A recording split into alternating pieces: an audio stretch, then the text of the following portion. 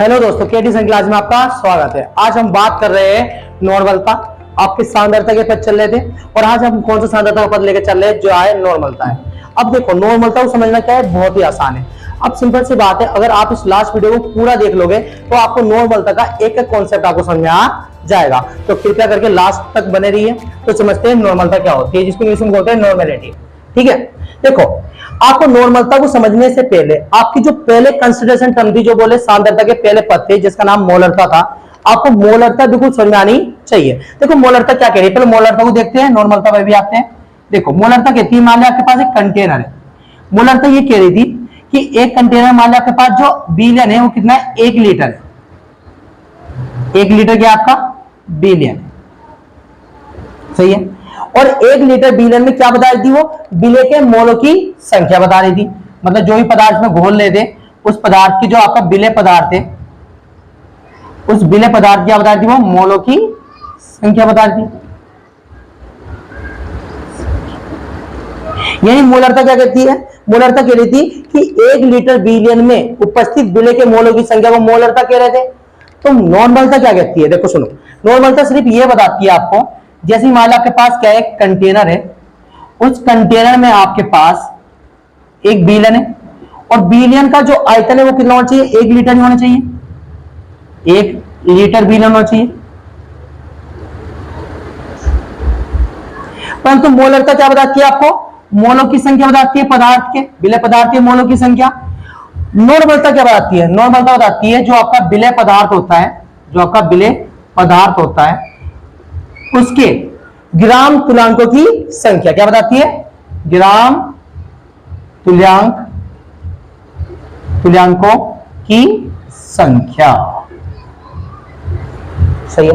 ग्राम तुल्यांकों की संख्या क्या होती है, लास्ट तक बन रही है, बिल्कुल सब मक्खन हो जाएगा।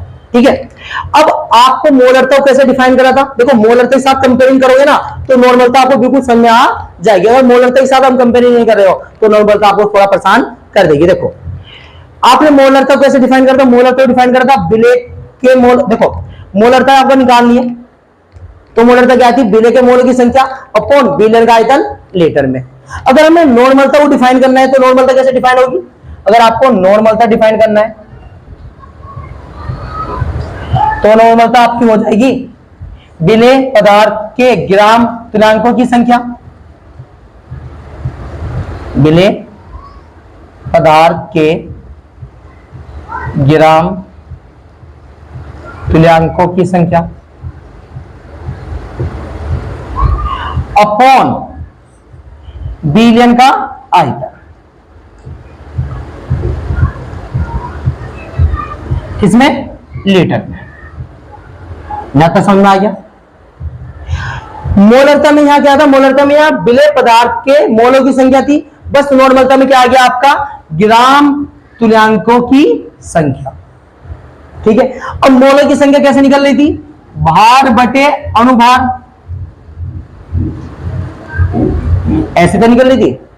ठीक है, अब तुल्यांकों की संख्या कैसे निकलेगी, देखो ग्राम तुल्यांक संख्या क्या होती है, ग्राम तुल्यांक संख्या आपकी होती है ग्राम तुल्यांक संख्या, जिसकी निकालने वाला विलय की, तो कैसे निकलेगा, विलय का द्रव्यमान, विलय का द्रव्यमान अपॉन विलय का, विलय पदार्थ का ग्राम तुल्यांक द्रव्यमान। आपको चीज देखने को मिलेगी, ठीक है ना। यानी कि हम विलय पदार्थ की ग्राम तुल्यांकों की संख्या हम कैसे खोल सकते हैं, विलय का द्रव्यमान अपॉन विलय पदार्थ का ग्राम तुल्यांक द्रव्यमान। यानी इसको हम ऐसे खोल सकते हैं, नॉर्मल तो अगर हमें वो लिखना है तो नॉर्मलता इक्वल टू क्या हो जाएगा, विलय का द्रव्यमान, विलय का द्रव्यमान अपॉन विलय पदार्थ का ग्राम तुल्यांक द्रव्यमान, विलय पदार्थ का ग्राम तुल्यांक द्रव्यमान। अब नीचे कितना चल जाए, बिलियन का आयतन लीटर में। अगर मैं इसके नीचे बिलियन का आयतन लीटर लिखूंगा, नीचे 1 मार के ऊपर घुमा दो तो कितना हो जाएगा, 1 अपॉन बिलियन का आयतन। का आई, किसमें, लीटर। सही है, यहां तक आपको समझ में आ गया हो, ये लगे, ठीक है, यहां तक समझ में आ गया। अब बात करते हैं विलेय पदार्थ का ग्राम तुलांक द्रव्यमान क्या होता है, इसके बारे में अभी बात करेंगे, ठीक है ना। पहले आप ये समझो कि अगर बिलियन का आयतन अगर ml में हो तो क्या करना पड़ेगा। देखो, अगर बिलियन का आयतन ml में हो तब क्या लिखोगे, तो तब लिखोगे नॉर्मलता इक्वल टू विलेय का द्रव्यमान अपॉन विलेय पदार्थ का ग्राम तुल्यांक द्रव्यमान, विलेय पदार्थ का ग्राम तुल्यांक द्रव्यमान इंटू 1 अपॉन बिलियन का आयतन अगर ग्राम में, सॉरी ml में हो, बिलियन का आयतन किसमें हो, ml में हो, तो आप तीन जो ऊपर क्या कर दोगे, बढ़ा दोगे, क्योंकि मतलब 1000 से क्या करोगे, डिवाइड करोगे तो मिलीलीटर लीटर में कन्वर्ट हो जाएगा, ठीक है ना। तो पता चाहिए मोलरता और आपकी मोलर नॉर्मलता सिर्फ क्या है, ये तापमान पर निर्भर करती है, क्योंकि ये मैंने सबसे पहले आपको यही बताया था कि ये तापमान, ये आयतन से क्या है, संबंधित है और तापमान पर निर्भर करती है। अगर तापमान इसका बदलोगे तो इसकी सांद्रता में फर्क आ जाएगा। इस बात का आपको बिल्कुल माइंड में बिल्कुल कॉन्सेप्ट उठा के रखना है। अब हम पहले इसकी थ्योरी सेक्शन लिखते हैं कि हाँ दोस्तों, अब मैंने इसकी थ्योरी सेक्शन लिख दिया है। देखो क्या कह रहा है, किसी बिलियन की ग्राम तुल्यांकों में वह संख्या जो 1 लीटर बिलियन में क्या हो, विलेय हो, मतलब 1 लीटर बिलियन में आपकी क्या घुली हो, विलेय की ग्राम तुल्यांकों की संख्या, उसे हम क्या बोलते हैं, नॉर्मलता, और उसे हम कैपिटल एन से क्या कर रहे हैं, प्रदर्शित कर रहे हैं। आई होप आपको क्लियर हो गया हो। अब हम बात करेंगे कि विलेय पदार्थ की ग्राम तुल्यांकों की संख्या क्या होती है। अगर ये बात अगर आपको नहीं समझी तो आपको न्यूमेरिकल करते हुए बहुत दिक्कत आने वाली है। तो समझते हैं हम ग्राम तुल्यांक द्रव्यमान क्या होता है आपका। हाँ दोस्तों, अब बात करते हैं ग्राम तुल्यांक द्रव्यमान क्या होता है। देखो, ग्राम तुल्यांक द्रव्यमान आपका होता है ग्राम तुल्यांक द्रव्यमान, ये आपका होता है अणुभार बटा एन, यानी जिस चीज का ले रहे हो उसका अणुभार बटा एन, अणुभार बटा एन। अब ये एन क्या है, एन क्या परेशानी कर रहा है, एन क्या जड़ है, इसको देखते हैं। देखो एन इसमें क्या होता है, जहां एन आपका 3 चीज पर निर्भर करता है। किस पर, ध्यान सुनो, एक तो तत्व पर, दूसरा आयन पर, और तीसरा यौगिक पर। कहना मतलब क्या है, अगर आप तत्व का ग्राम तुल्यांक द्रव्यमान निकाल लो तो आपको वहां इसकी संयोजकता काम में लेनी है, बैलेंसी, सही है। अगर आप आयन निकाल रहे हो, आयन का क्या निकाल लो, ग्राम तुल्यांक द्रव्यमान निकाल रहे हो, तो आपको आयन की संख्या लेनी है, आयन की संख्या।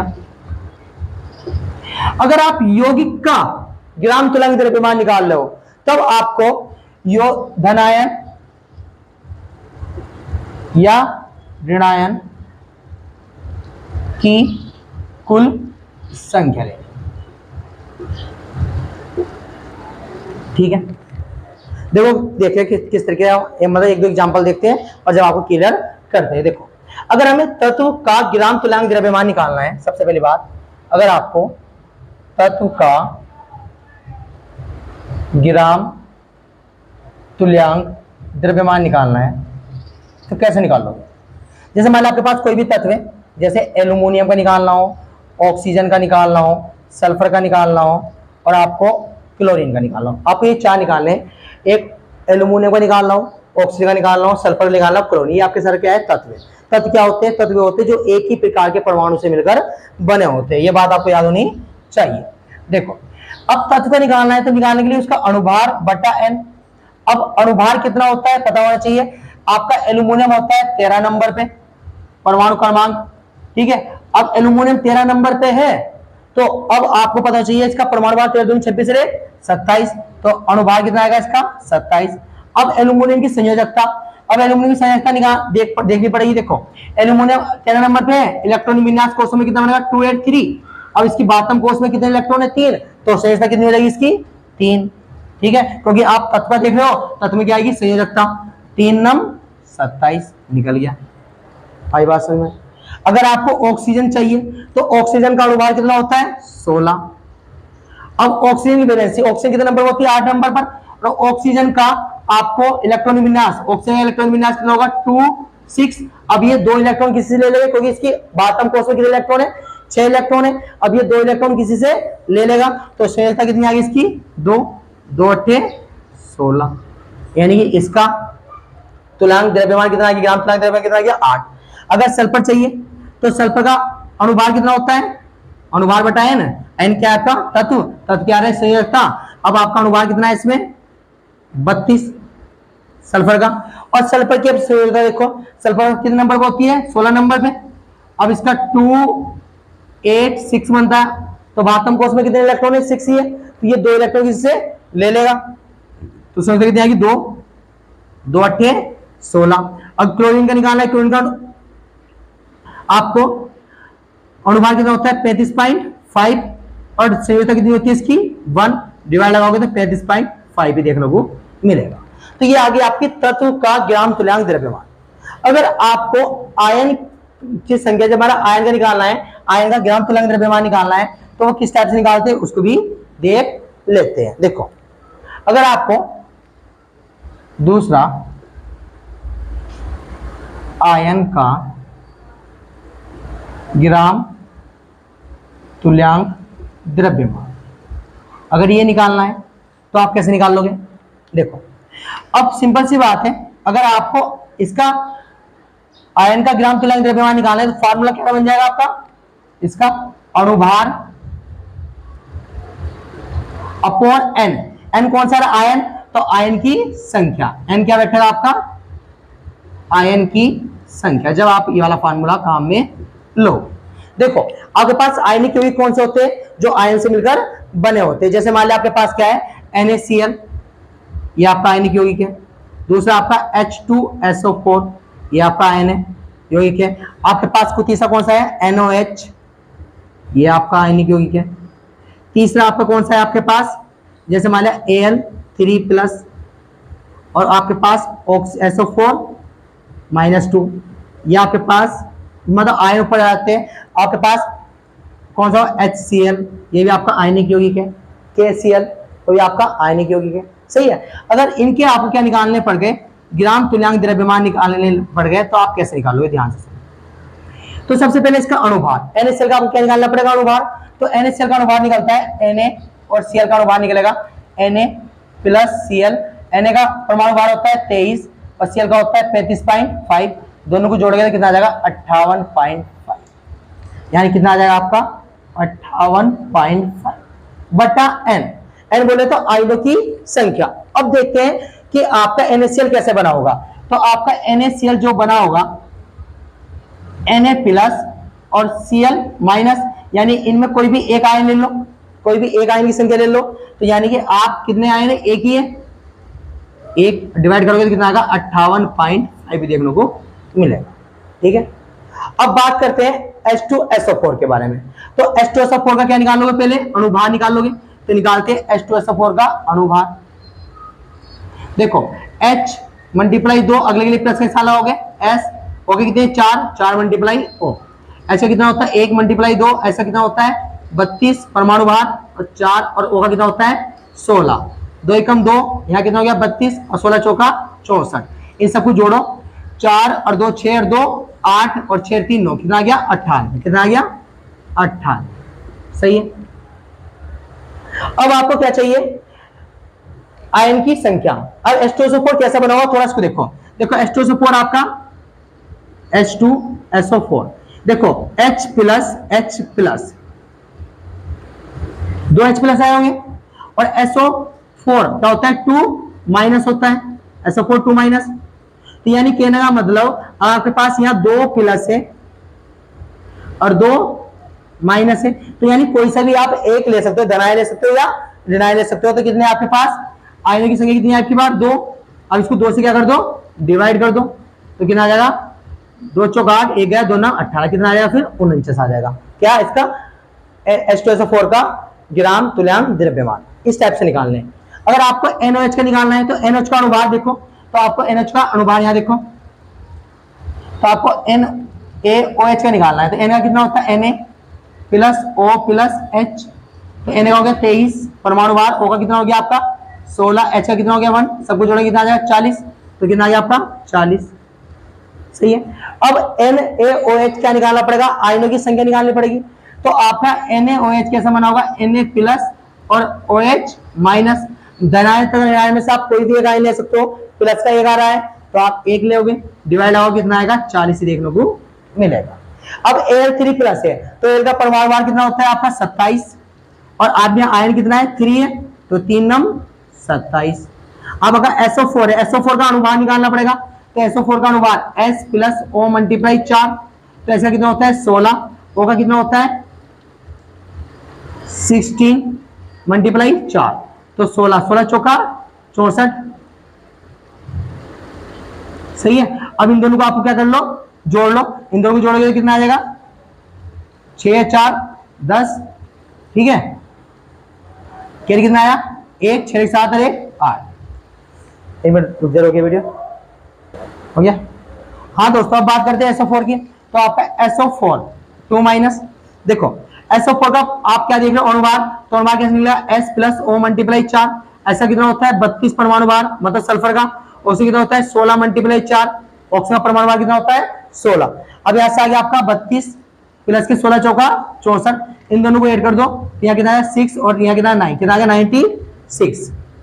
अपॉन आयन कितना है 2, 2 से इसकी डिवाइड करो, 2 चौक 8, 1 गया 2 अट्ठे 16, आपको 48 देखने को मिल जाएगा, कोई दिक्कत नहीं है। अब बात करनी है HCl की, तो HCl में आप खुद निकाल के दिखाओगे कमेंट सेक्शन में HCl का किससे देखने को मिलेगा। अब बात कर रहे हैं हम आपका तीसरा यौगिक, किसका, यौगिक धनायन तथा ऋणायन की संख्या, मतलब यौगिक का क्या निकालोगे आप, ग्राम तुल्यांक द्रव्यमान। तो चलते हैं आप। हाँ दोस्तों, अब बात कर रहे हैं यौगिक का ग्राम तुल्यांक द्रव्यमान। जैसे मान लो आपके पास कोई भी यौगिक है, अब देखो, अब आपकी इसमें धनायन तथा कुल ऋणायन की संख्या, देखो आपका जो यौगिक होता है, पहले आपको अनुभार निकालना पड़ेगा, अनुभार बटा n, तो आपको अनुभार H3PO4 का अनुभार निकाल लो, H मल्टीप्लाई 3, अगले लिए प्लस का निशान, प्लस O मल्टीप्लाई 4, H कितना होता है 1 मल्टीप्लाई 3 प्लस क्या है फास्फोरस, फास्फोरस कितने नंबर होती है 15 नंबर पे, आपका परमाणु भार कितना था 15 30 और 31, और आपका O कितना होता है ऑक्सीजन, ऑक्सीजन होती है 16 नंबर पे, और 16 चौका 64 देखने को मिल जाएगा। अभी सबको क्या कर लेना है, ऐड कर लो, देखो 4 3 4 1 5 और 3 8 और 6 3 9, कितना आ गया 98, कितना आ गया 98। अब कुल धनायन और कुल ऋणायन की संख्या, अब आपके पास H के कितने 3 है, तो H में क्या होता है प्लस होता है, और यहाँ PO4 क्या होता है 3 माइनस होता है। कुल धनायन तथा कुल ऋणायन कोई भी एक ले लो, कितना आ रहा है 3, 3 से इसको क्या कर दो डिवाइड कर दो, और आपको 32.6 देखने को मिल जाएगा। ये आप डिवाइड खुद लगा के देख लेना। हाँ दोस्तों, अब बात करते हैं, देखो अगर आपको न्यूमेरिकल करते समय आपको कुछ ऐसा लिखा दिखाई दे, HCl n billion, HCl n/2 billion, HCl का n/5 बिलियन, HCl का 5n बिलियन, HCl का n/10 बिलियन, HCl का n/100 बिलियन, या HCl का 1n/1000 मिलियन, 1000 मिलियन, अगर आपको इस टाइप से लिखा हो तो इसका कहने का मतलब क्या होता है, क्योंकि न्यूमेरिकल करते समय आपको इस बात का विशेष कर ध्यान देना होगा। देखो HCl का n बिलियन का मतलब है HCl का नॉर्मल बिलियन, उसका क्या बोले नॉर्मल बिलियन। HCl का n/2 बिलियन मतलब है HCl का सेमी नॉर्मल, अगर आपको सेमी नॉर्मल है तो बोलो तो n/2 बिलियन है, ठीक है। n/2 का मतलब बोले तो हाफ, आप बोले तो 0.5 यानी 0.5 मोल, ठीक है। HCl का n/5 बिलियन है, HCl का पेंटीन नॉर्मल, अगर 5n लिखा होगा तो पेंटा नॉर्मल, अगर n/10 लिखा हो तो डेसी नॉर्मल, अगर n/100 लिखा होगा तो सेंटी नॉर्मल, अगर आपको n/1000 लिखा हुआ तो मिली नॉर्मल, ठीक है ना। तो अब चलते हैं हम इसके अंकित पर्सन पर, तो करते हैं नॉर्मलता पे अंकित।